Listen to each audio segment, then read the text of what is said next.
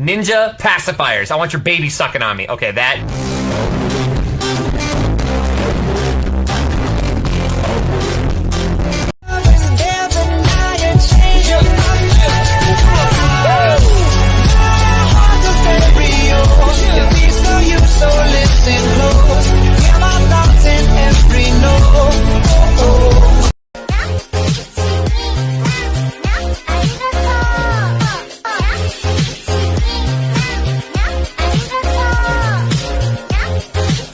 Chocolate! Ah! Yep, here he comes.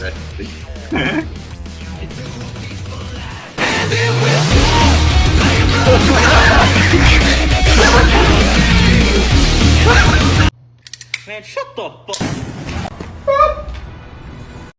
Hi, ich bin's Michel und ich bin Sven und wir zeigen euch heute unseren ultimativen Trick.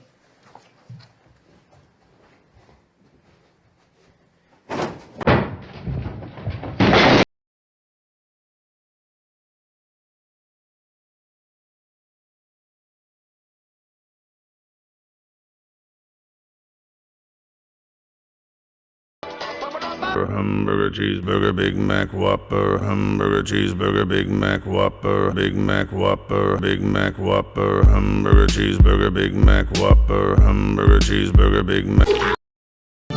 On the morning of September 11th, 2001, 19 men armed with box cutters directed by a man on dialysis in a cave fortress halfway around the world using a satellite phone and a laptop directed the most sophisticated penetration of the most heavily defended airspace in the world, overpowering the passengers and the military combat-trained pilots on 4 commercial aircraft before flying those planes wildly off course for over an hour without being molested by a single fighter interceptor.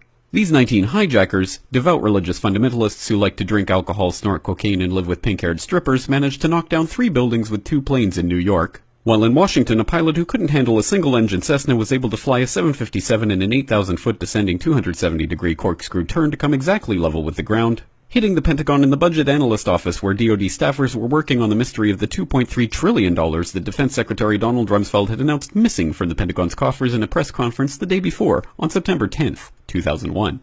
Luckily, the news anchors knew who did it within minutes. Osama bin Laden. The pundits knew within hours. Osama bin Laden.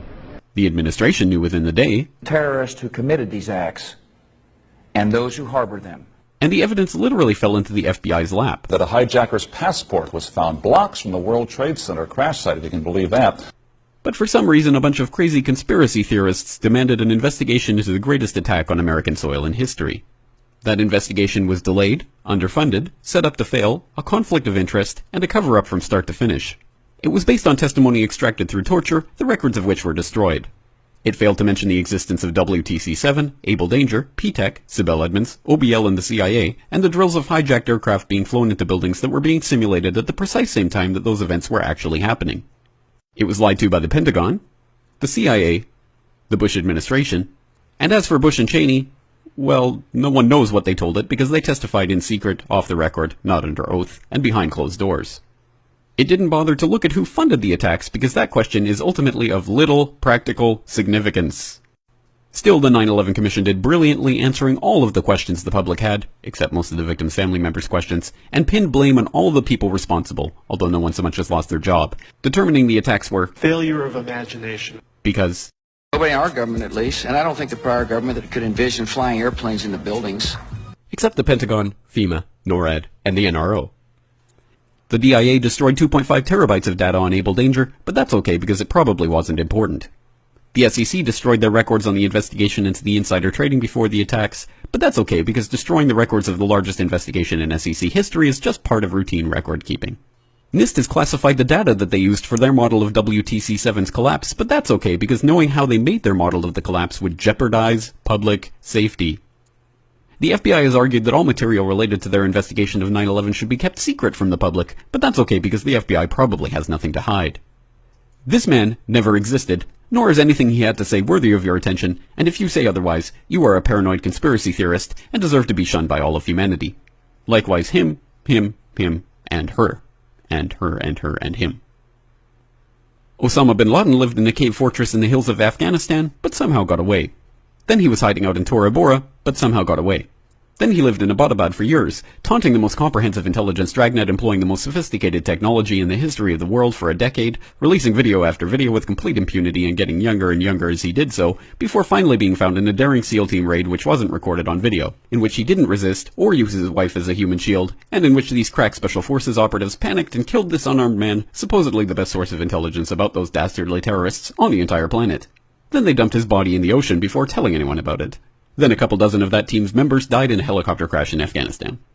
This is the story of 9/11, brought to you by the media which told you the hard truths about... His head could be seen to move violently forward. And... They took the babies out of the incubators. And... Mobile production facilities. And... The rescue of Jessica Lynch. If you have any questions about this story, you are a batshit paranoid tinfoil dog-abusing baby hater and will be reviled by everyone. If you love your country and or freedom, happiness, rainbows, rock and roll, puppy dogs, apple pie, and your grandma, you will never ever express doubts about any part of this story to anyone. Ever. This has been a public service announcement by the Friends of the FBI, CIA, NSA, DIA, SEC, NSM, White House, NIST, and the 9/11 Commission. Because ignorance is strength.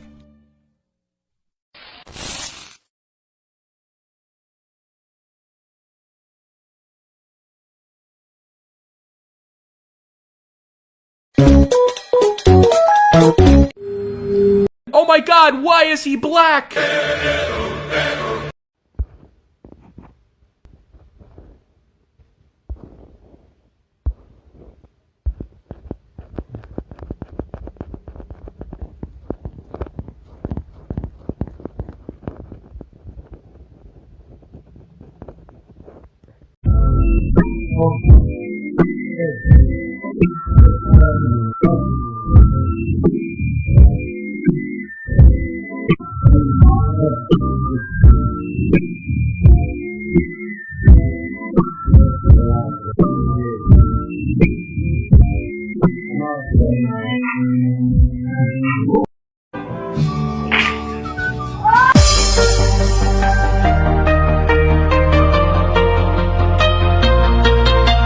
Ethan, what's your favorite video game? Fortnite.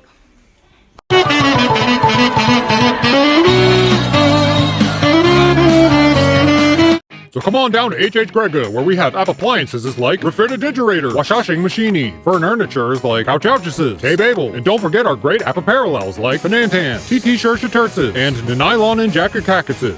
H.H. Gregor, we've got all the Tehingingses.